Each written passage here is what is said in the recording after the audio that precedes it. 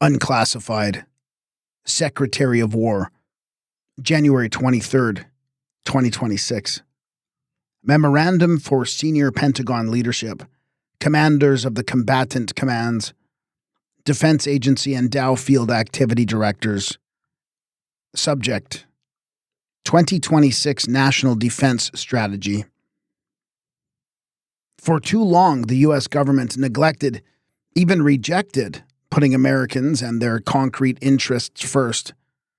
Previous administrations squandered our military advantages and the lives, goodwill, and resources of our people in grandiose nation-building projects and self-congratulatory pledges to uphold cloud castle abstractions like the rules-based international order.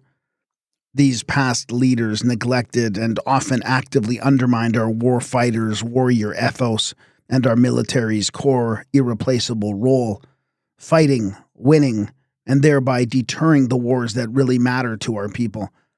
Consequently, President Trump entered office with the nation on the precipice of disastrous wars for which we were unprepared. President Trump has decisively changed that, courageously putting Americans first to truly make America great once again. Under his leadership, the United States has the world's strongest, most lethal, and most capable military. Indeed, the most powerful military that this world has ever seen. No longer will the department be distracted by interventionism, endless wars, regime change, and nation building. Instead, we will put our people's practical, concrete interests first. We will support a policy of actual peace through strength.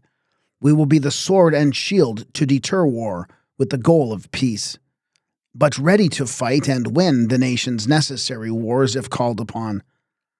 This does not mean isolationism. To the contrary, it means a focused and genuinely strategic approach to the threats our nation faces and how to best manage them. This approach is based on a flexible, practical realism that looks at the world in a clear-eyed way, which is essential for serving Americans' interests. As the national security strategy articulates, this is the common-sense approach President Trump has advanced. America first. Peace through strength. Common sense. Essential to this approach is being realistic about the scale of the threats we face and the resources available to meet those threats. We recognize that it is neither America's duty nor in our nation's interest to act everywhere on our own. Nor will we make up for allied security shortfalls from their leaders' own irresponsible choices. Instead, the department will prioritize the most important, consequential, and dangerous threats to Americans' interests. We will restore the warrior ethos and rebuild the joint force so that America's enemies never doubt our resolve or ability to respond decisively to those threats. We will insist that allies and partners do their part and lend them a helping hand when they do step up. We will be responsible stewards of Americans' lives, money, and support. We will defend the homeland and ensure that our interests in the Western Hemisphere are protected. We will deter China in the Indo-Pacific through strength, not confrontation. We will increase burden sharing with allies and partners around the world. And we will rebuild the U.S. defense industrial base as part of the President's once-in-a-century revival of American industry.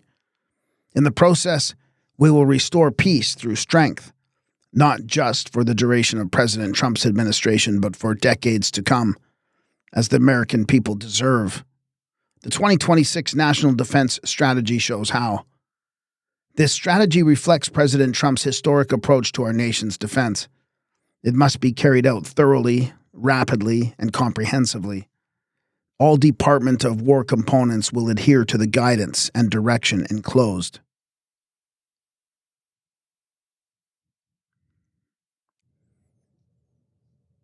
Introduction.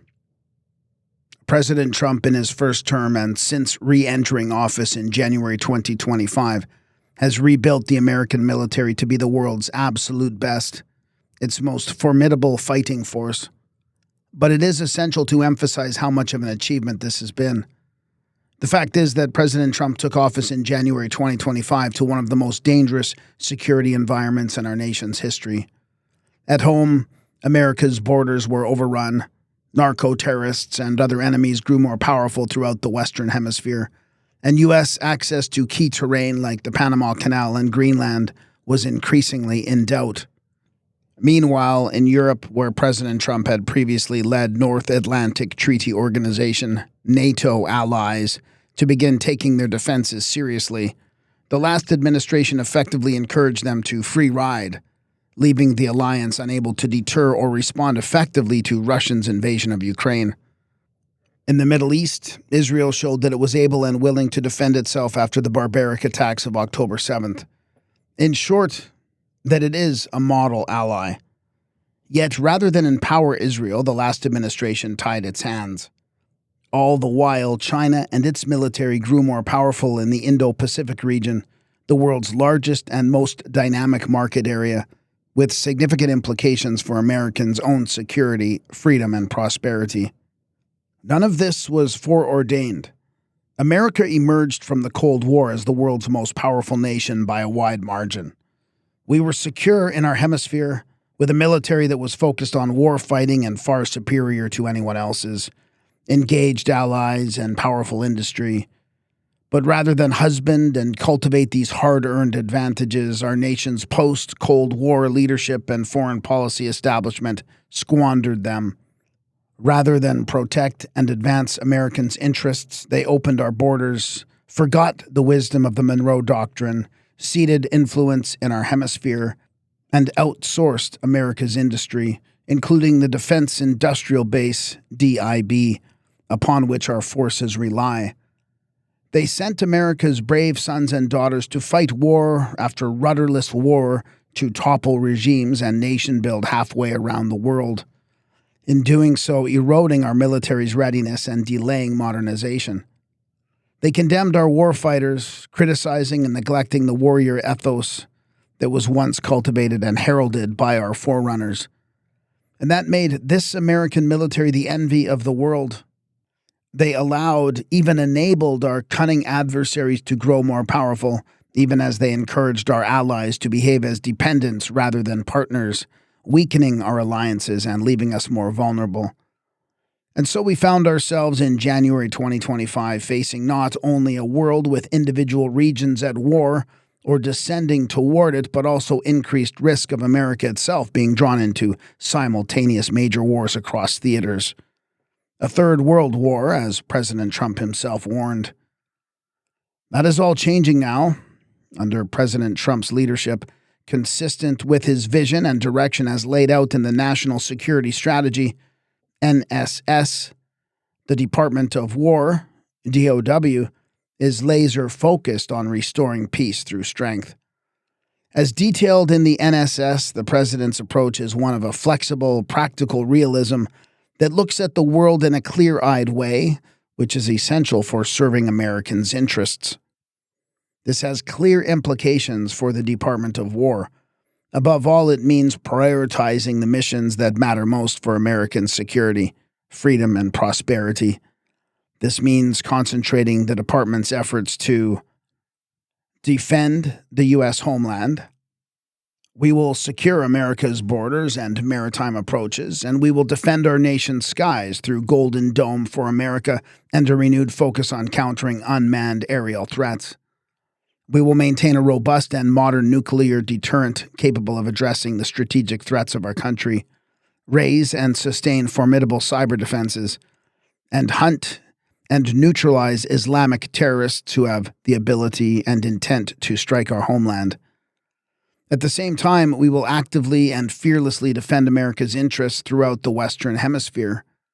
We will guarantee U.S. military and commercial access to key terrain, especially the Panama Canal, Gulf of America, and Greenland. We will provide President Trump with credible military options to use against narco-terrorists wherever they may be. We will engage in good faith with our neighbors, from Canada to our partners in Central and South America. But we will ensure that they respect and do their part to defend our shared interests.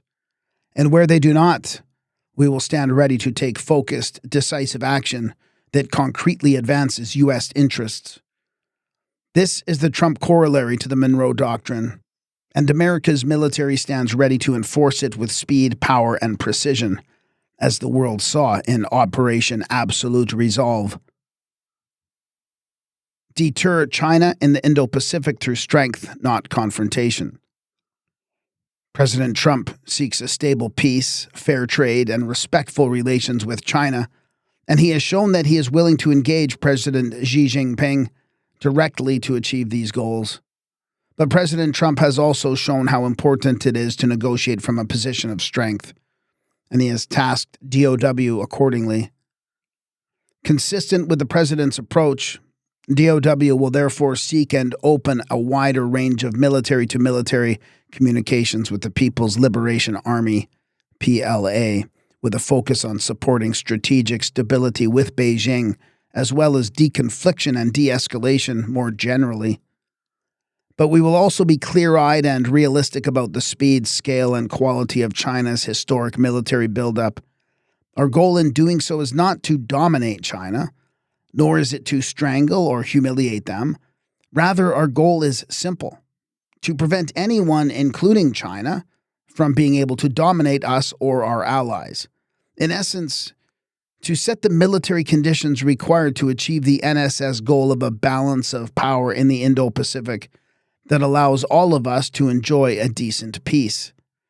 To that end, as the NSS directs, we will erect a strong denial defense along the First Island Chain, FIC. We will also urge and enable key regional allies and partners to do more for our collective defense. In doing so, we will reinforce deterrence by denial so that all nations recognize that their interests are best served through peace and restraint. This is how we will establish a position of military strength from which President Trump can negotiate favorable terms for our nation. We will be strong, but not unnecessarily confrontational. This is how we will help to turn President Trump's vision for peace through strength into reality in the vital Indo-Pacific.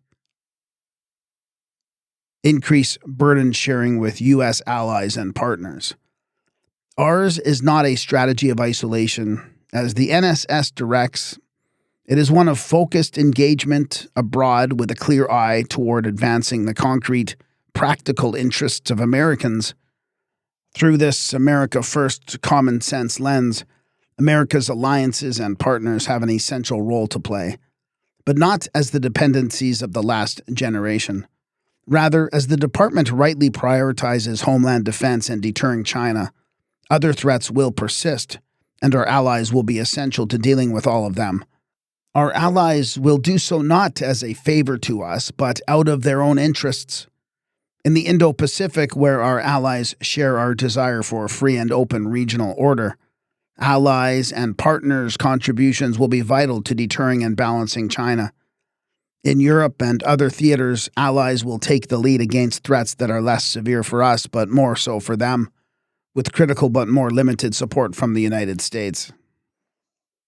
In all cases, we will be honest but clear about the urgent need for them to do their part, and that it is in their own interest to do so without delay.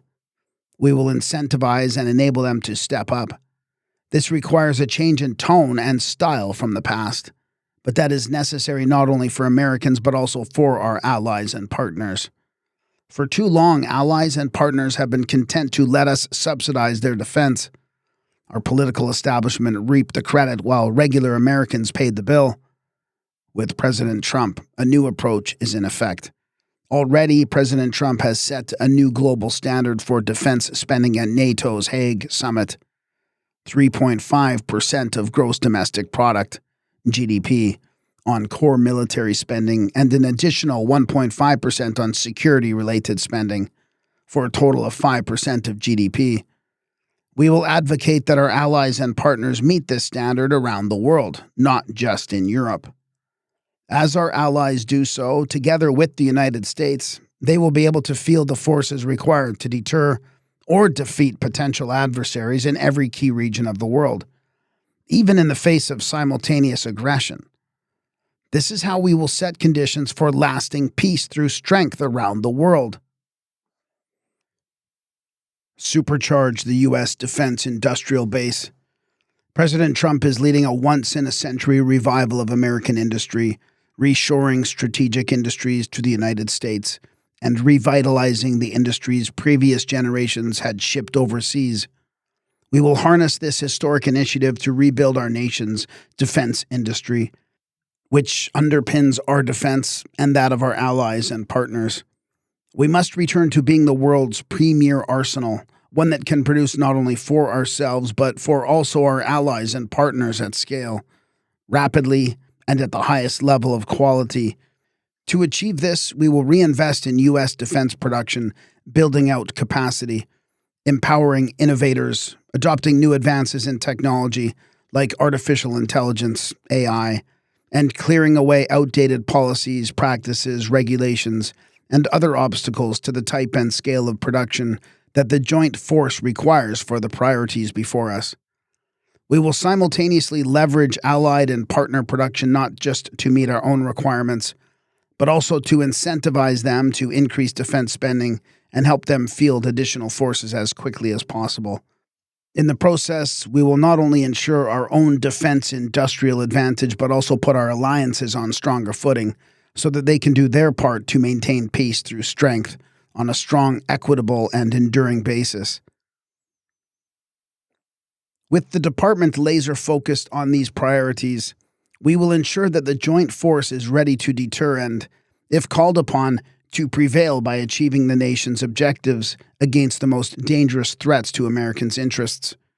At the same time, this strategy will enable the joint force to provide President Trump with the operational flexibility and agility required for other objectives, especially the ability to launch decisive operations against targets anywhere, including directly from the U.S. homeland, as America's service members so memorably demonstrated in Operation Midnight Hammer. By ensuring that the joint force is second to none, we will ensure the greatest optionality for the President to employ America's armed forces. The core logic of this strategy, consistent with President Trump's historic and needed shift, is to put Americans' interests first in a concrete and practical way.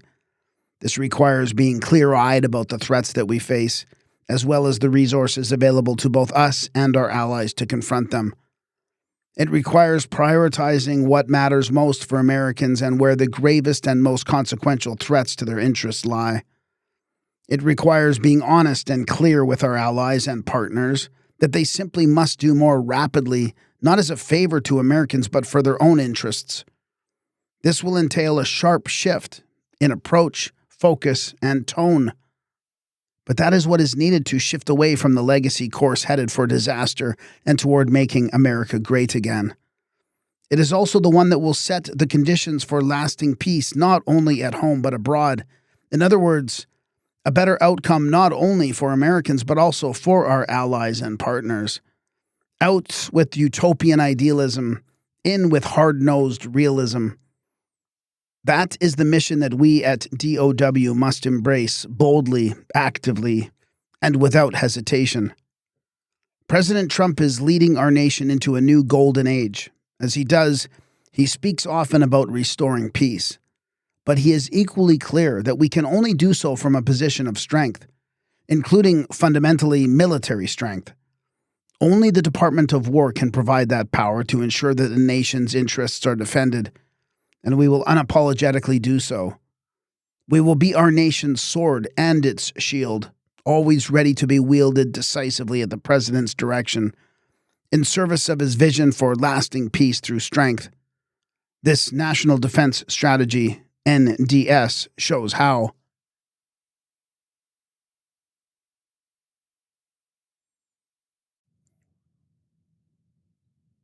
The security environment. At its heart, as the NSS lays out, an American-first strategy must evaluate, sort, and prioritize. It must practically correlate ends, ways, and means in a realistic fashion.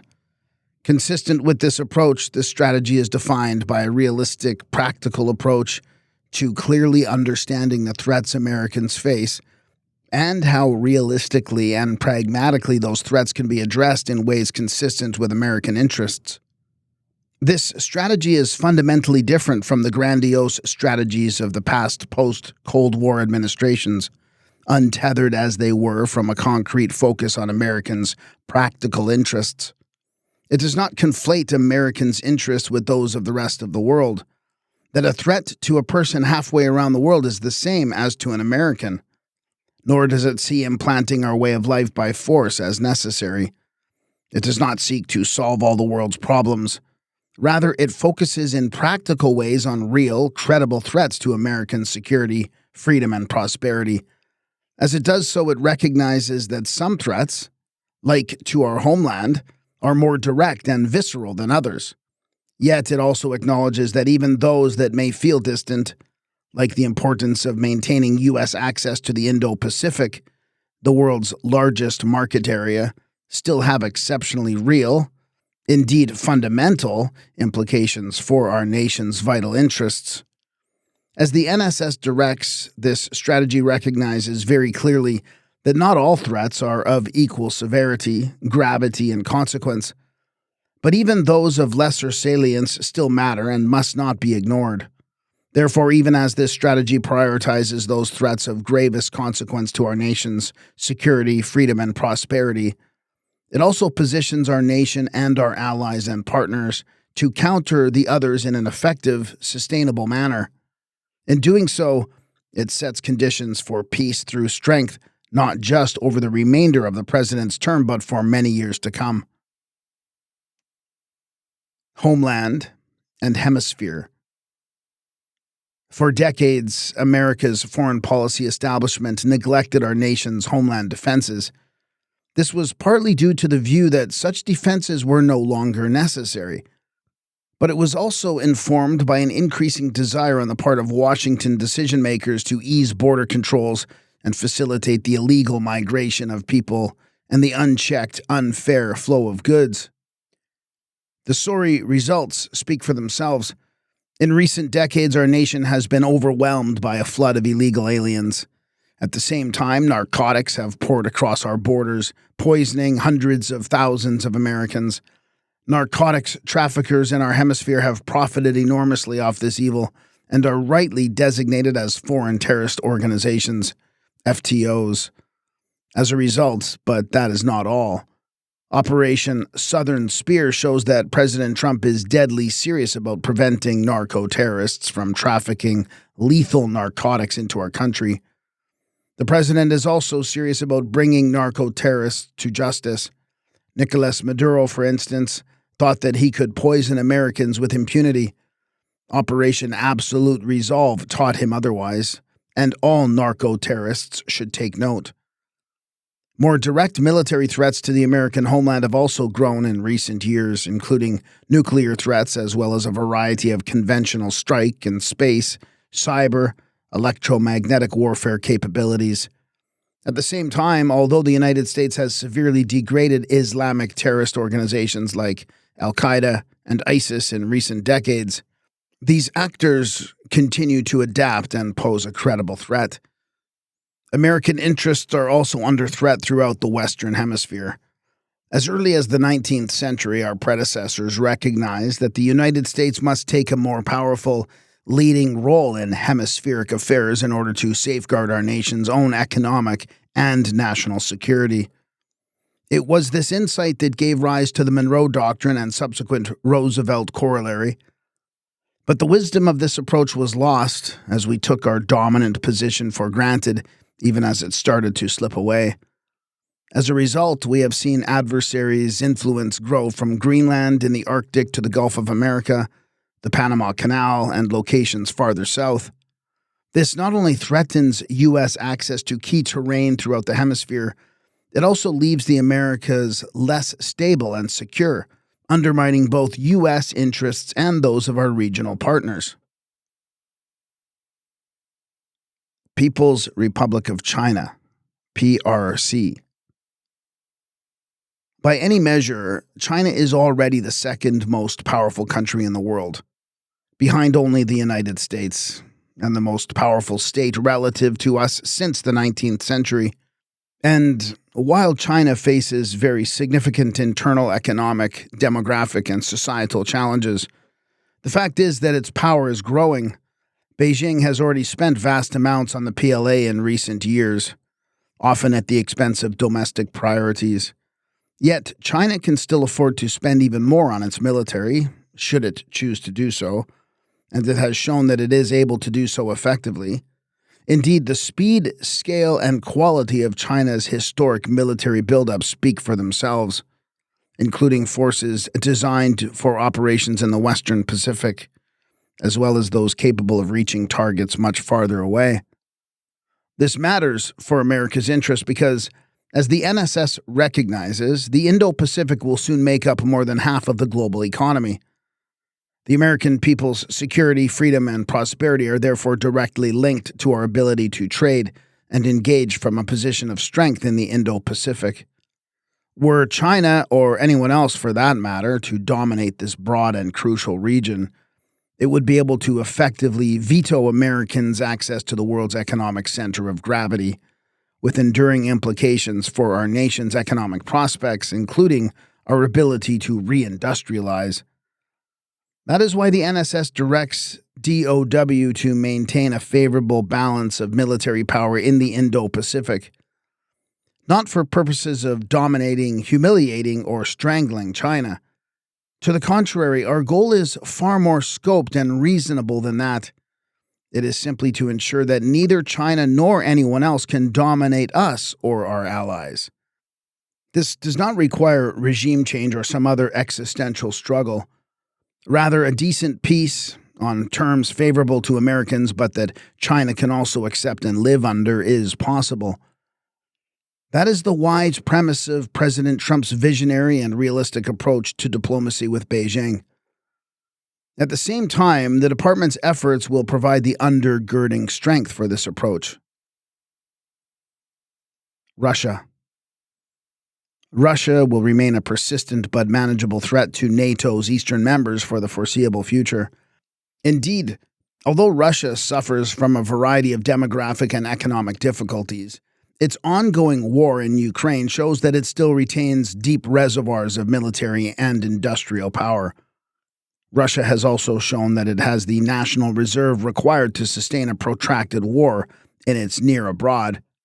In addition, although the Russian military threat is primarily focused on Eastern Europe, Russia also possesses the world's largest nuclear arsenal, which it continues to modernize and diversify, as well as undersea, space, and cyber capabilities that it could employ against the U.S. homeland. In light of this, the department will ensure that U.S. forces are prepared to defend against Russian threats to the U.S. homeland. The department will also continue to play a vital role in NATO itself, even as we calibrate U.S. force posture and activities in the European theater to better account for the Russian threat to American interests, as well as our allies' own capabilities. Moscow is in no position to make a bid for European hegemony. European NATO dwarfs Russia in economic scale, population, and thus latent military power. At the same time, although Europe remains important, it has a smaller and decreasing share of global economic power. It follows that although we are and will remain engaged in Europe, we must and will prioritize defending the U.S. homeland and deterring China. Non-U.S. NATO economic capacity far outpaces Russia. Non-U.S. NATO 26 trillion, Russia 2 trillion. Source World Bank 2024. Fortunately, our NATO allies are substantially more powerful than Russia. It is not even close. Germany's economy alone dwarfs that of Russia.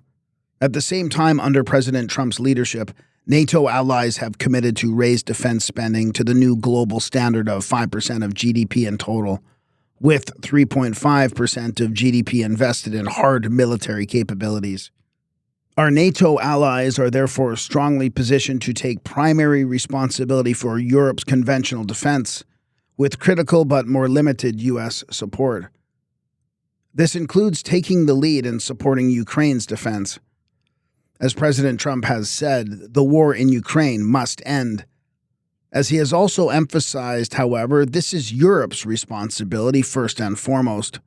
Securing and sustaining peace will therefore require leadership and commitment from our NATO allies. Iran. President Trump has consistently made clear that Iran will not be allowed to acquire nuclear weapons. And with Operation Midnight Hammer, he showed that he follows through on his word decisively.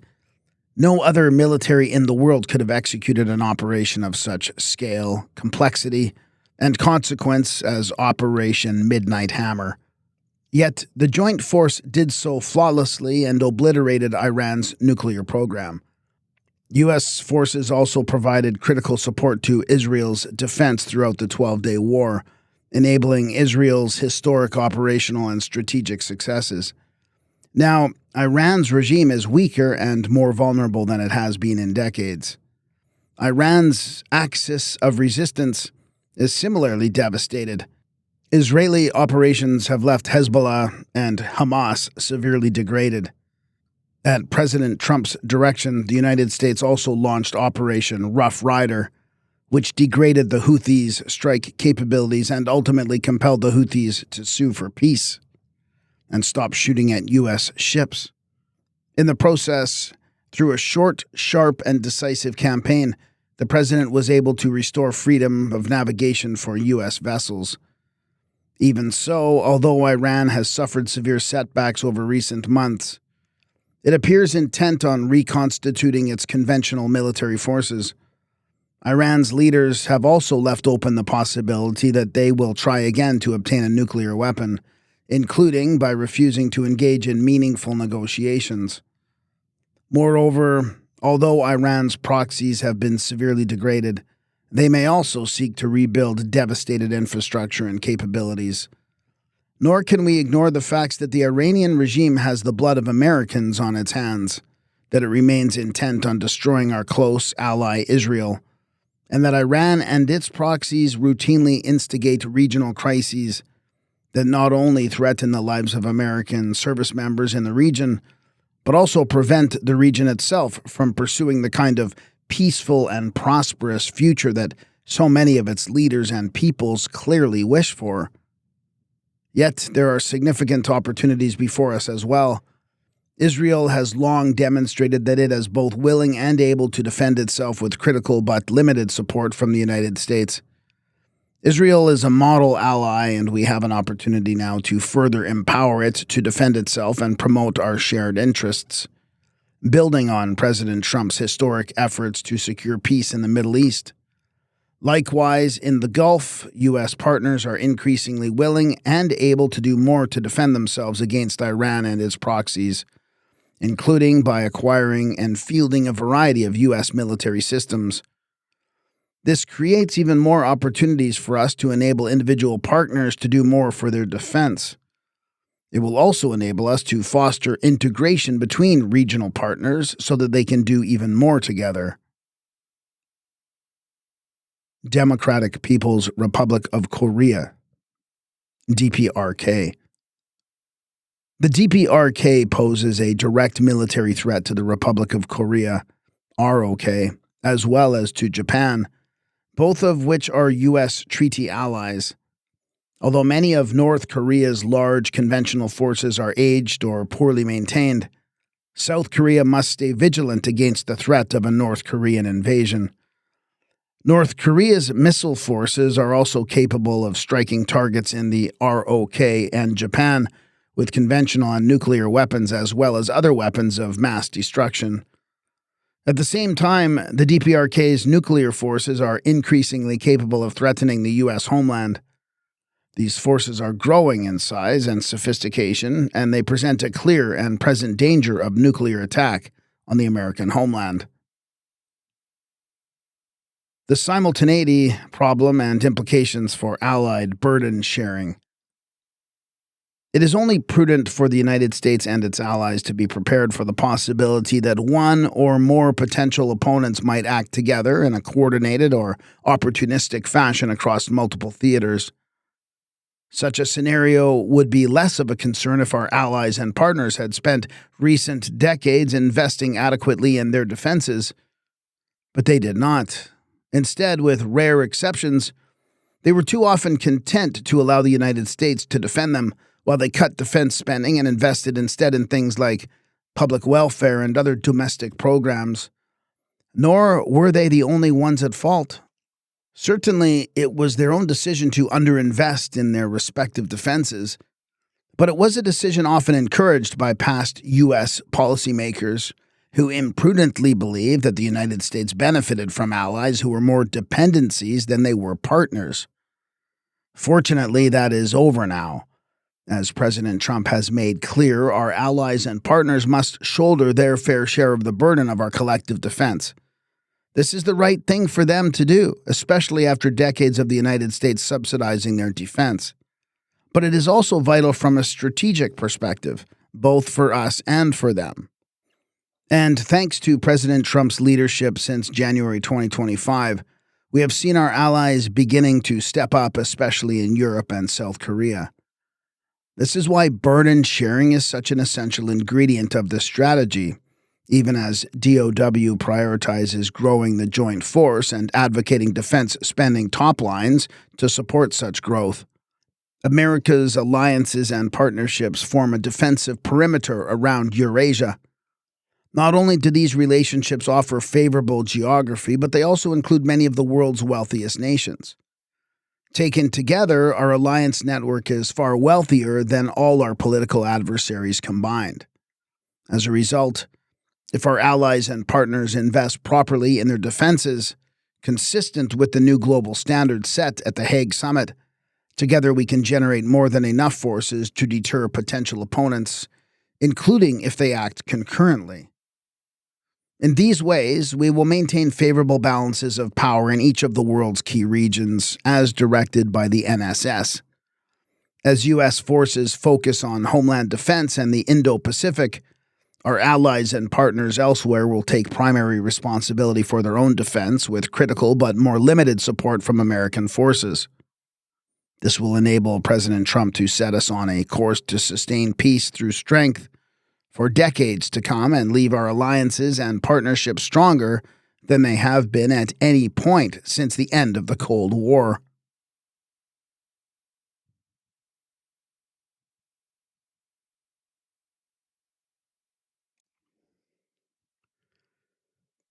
Strategic approach. The department's strategic approach rests on the following key lines of effort, LOEs. 1. Defend the U.S. homeland. 2. Deter China in the Indo-Pacific through strength, not confrontation. 3. Increase burden sharing with U.S. allies and partners. And 4. Supercharge the U.S. defense industrial base. The remainder of this section provides further clarity, guidance, and direction for each LOE. Line of effort 1. Defend the U.S. homeland. As President Trump has said, the U.S. military's foremost priority is to defend the U.S. homeland. The department will therefore prioritize doing just that, including by defending America's interests throughout the Western Hemisphere. We will do so as follows. Secure our borders. Border security is national security.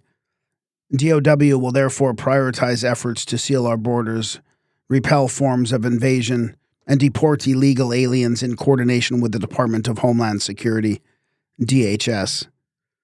Counter narco-terrorists in the hemisphere. Even as the department works to secure America's borders, we recognize that threats to those borders must also be addressed deeper in the hemisphere. We will therefore help to develop partners' ability to degrade narco-terrorist organizations across the Americas and support them as they do, while also maintaining our ability to take decisive action unilaterally. But if our partners cannot or do not do their part, then we will be prepared to act decisively on our own, as the joint force demonstrated in Operation Absolute Resolve. Secure key terrain in the Western Hemisphere. As the NSS lays out, the United States will no longer cede access to or influence over key terrain in the Western Hemisphere. DOW will therefore provide the President with credible options to guarantee U.S. military and commercial access to key terrain from the Arctic to South America, especially Greenland, the Gulf of America, and the Panama Canal. We will ensure that the Monroe Doctrine is upheld in our time. Trump corollary to the Monroe Doctrine. After years of neglect, the Department of War will restore American military dominance in the Western Hemisphere. We will use it to protect our homeland and our access to key terrain throughout the region. We will also deny adversaries' ability to position forces or other threatening capabilities in our hemisphere. This is the Trump corollary to the Monroe Doctrine, a common sense and potent restoration of American power and prerogatives in this hemisphere, consistent with Americans' interests. Defend America's skies with President Trump's Golden Dome for America and other drone-specific measures. The department will prioritize efforts to develop President Trump's Golden Dome for America with a specific focus on options to cost-effectively defeat large missile barrages and other advanced aerial attacks. In addition, DoW will develop and deploy capabilities and systems to counter unmanned aerial systems. We will also ensure that U.S. forces have access to the electromagnetic spectrum required to defend the homeland. Modernize and adapt U.S. nuclear forces. The United States requires a strong, secure, and effective nuclear arsenal adapted to the nation's overall and defense strategies. We will modernize and adapt our nuclear forces accordingly, with focused attention on deterrence and escalation management amidst the changing global nuclear landscape. The United States will never be left vulnerable to nuclear blackmail. Deter and defend against cyber threats. The department will prioritize bolstering cyber defenses for U.S. military and certain civilian targets. DoW will also develop other options to deter or degrade cyber threats to the U.S. homeland. Counter Islamic terrorists. The department will maintain a resource-sustainable approach to countering Islamic terrorists, focused on organizations that possess the capability and intent to strike the U.S. homeland. Line of Effort 2. Deter China in the Indo-Pacific through strength, not confrontation. The Department of War will follow President Trump's lead in engaging our PLA counterparts through a wider range of formats. As we do so, our focus will be on supporting strategic stability and on deconfliction and de-escalation more broadly. At the same time, President Trump has made clear his desire for a decent peace in the Indo-Pacific, where trade flows openly and fairly, we can all prosper, and our interests are respected. DoW will use these engagements to help communicate that vision and intent to Chinese authorities, while also demonstrating through our behavior that our own sincere desire to achieve and sustain such a peaceful and prosperous future. We will not lose sight, however, of President Trump's most important direction for the department: peace through strength. Recognizing this, it is our essential responsibility at DoW to ensure that President Trump is always able to negotiate from a position of strength in order to sustain peace in the Indo-Pacific. To that end, as the NSS directs, we will build, posture, and sustain a strong denial defense along the FIC. We will also work closely with our allies and partners in the region to incentivize and enable them to do more for our collective defense, especially in ways that are relevant to an effective denial defense. Through these efforts, we will make clear that any attempt at aggression against U.S. interests will fail and is therefore not worth attempting in the first place. That is the essence of deterrence by denial. In this manner, DoW will provide the military strength for President Trump's visionary and realistic diplomacy, thereby setting conditions for a balance of power in the Indo-Pacific that allows all of us, the United States, China, and others in the region, to enjoy a decent peace. At the same time, in the process of erecting a strong denial defense along the FIC, DoW will ensure that the joint force always has the ability to conduct devastating strikes and operations against targets anywhere in the world, including directly from the U.S. homeland, thereby providing the president with second-to-none operational flexibility and agility. Line of Effort 3. Increase burden sharing with U.S. allies and partners. Consistent with the president's approach as detailed in the NSS, this strategy prioritizes dealing with the greatest threats to Americans' interests. But it does not neglect the other threats. Rather, building on the president's approach, this strategy relies on sensibly and prudently pressing and enabling U.S. allies and partners to take primary responsibility for defending against those other threats, with critical but more limited U.S. support.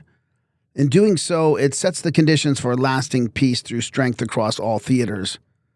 To that end, the department will prioritize strengthening incentives for allies and partners to take primary responsibility for their own defenses in Europe, the Middle East, and on the Korean Peninsula, with critical but limited support from U.S. forces. At the same time, we will seek to make it as easy as possible for allies and partners to take on a greater share of the burden of our collective defense, including through close collaboration on force and operational planning and working closely to bolster their forces' readiness for key missions. As President Trump has shown, there must be clear accountability. Incentives work and will be a critical part of our alliance policy. We will therefore prioritize cooperation and engagements with model allies, those who are spending as they need to and visibly doing more against threats in their regions, with critical but limited U.S. support, including through arms sales, defense, industrial collaboration, intelligence sharing, and other activities that leave our nations better off.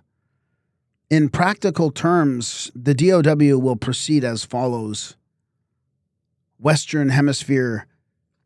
Canada and Mexico have strong roles in hemispheric defense, including by working with DoW and other U.S. agencies to prevent illegal aliens and narco-terrorists from reaching America's borders. Canada also has a vital role to play in helping to defend North America against other threats, including by strengthening defenses against air, missile, and undersea threats. In addition, U.S. partners throughout the Western Hemisphere can do far more to help combat illegal migration, as well as to degrade narco-terrorists and prevent U.S. adversaries from controlling or otherwise exercising undue influence over key terrain, especially Greenland, the Gulf of America, and the Panama Canal. The department will work with nations across the hemisphere to advance these objectives, incentivizing and enabling them to step up accordingly. Europe, as the NSS makes clear, Europe taking primary responsibility for its own conventional defense is the answer to the security threats it faces. The department will therefore incentivize and enable NATO allies to take primary responsibility for Europe's conventional defense with critical but more limited U.S. support. Central to this effort, DoW will work closely with our allies to ensure that they deliver on the defense spending pledge that they made at the Hague Summit. We will also seek to leverage NATO processes in support of these goals, while also working to expand transatlantic defense industrial cooperation and reduce defense trade barriers in order to maximize our collective ability to produce forces required to achieve U.S. and allied defense objectives. Finally, we will be clear with our European allies that their efforts and resources are best focused on Europe. This is for the simple reason that it is in Europe where they can and must make the greatest difference for our collective defense. Middle East. As President Trump laid out in his historic Riyadh speech, the United States seeks a more peaceful and prosperous Middle East. As the president also made clear, however, this transformation can only come at the hands of those with the greatest stake in the region's future, our allies and partners in the region itself. Our task is to support them in that effort, building on the strong foundation that President Trump has laid through his clear-eyed, tireless diplomacy. To that end, DoW will empower regional allies and partners to take primary responsibility for deterring and defending against Iran and its proxies, including by strongly backing Israel's efforts to defend itself. Deepening cooperation with our Arabian Gulf partners and enabling integration between Israel and our Arabian Gulf partners, building on President Trump's historic initiative, the Abraham Accords. As we do, DoW will maintain our ability to take focused, decisive action to defend U.S. interests. Through this approach, we can set and reinforce conditions for lasting peace through strength in the region. Africa. The department's priority in Africa is to prevent Islamic terrorists from using regional safe havens to strike the U.S. homeland. Consistent with this strategy's resource-sustainable approach to counterterrorism, we will stand ready to take direct action against Islamic terrorists who are both capable of and intent on striking the U.S. homeland, including in close coordination with interagency and foreign partners. We will simultaneously seek to empower allies and partners to lead efforts to degrade and destroy other terrorist organizations. Korean Peninsula. With its powerful military supported by high defense spending, a robust defense industry, and mandatory conscription, South Korea is capable of taking primary responsibility for deterring North Korea with critical but more limited U.S. support. South Korea also has the will to do so, given that it faces a direct and clear threat from North Korea. This shift in the balance of responsibility is consistent with America's interest in updating U.S. force posture on the Korea Peninsula. In this way, we can ensure a stronger and more mutually beneficial alliance relationship that is better aligned with America's defense priorities, thereby setting conditions for lasting peace. Line of effort 4. Supercharge the U.S. defense industrial base. The U.S. DIB is the foundation to rebuilding and adapting our military so that it remains the strongest in the world.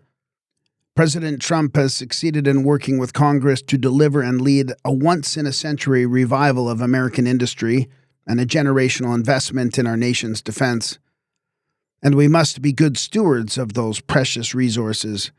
Doing so is vital to ensuring that U.S. forces have the weapons, equipment, and transportation and distribution capability needed to implement this strategy. It is also critical to ensuring that the United States can help arm allies and partners as they take on a greater share of the burden of our collective defense, including by leading efforts to deter or defend against other lesser threats. The DIB thus undergirds the other key pillars of this strategy. We will therefore take urgent action to mobilize, renew, and secure it, to supercharge American defense industry so that it is ready to meet the challenges of our era as effectively as it did those of the last century. Our fighting force depends on the DIB to produce, deliver, and sustain critical munitions, systems, and platforms. Our readiness, lethality, range, and survivability, and ultimately the military options we provide, are directly linked to the DIB's ability to secure, develop, field, sustain, resupply, and transport the equipment and material that affords us our war-fighting advantage. We will therefore bolster our organic sustainment capabilities, grow non-traditional vendors, and partner with traditional DIB vendors. Congress, our allies and partners, and other federal departments and agencies to reinvigorate and mobilize our great nation's unrivaled creativity and ingenuity, respark our innovative spirits, and restore our industrial capacity. Making the DIB great again requires clear vision, strong relationships, and a solid commitment to rebuild the ultimate foundation of our military strength. As the NSS makes clear, this effort will require nothing short of a national mobilization, a call to industrial arms on par with similar revivals of the last century that ultimately powered our nation to victory in the world wars and the Cold War that followed.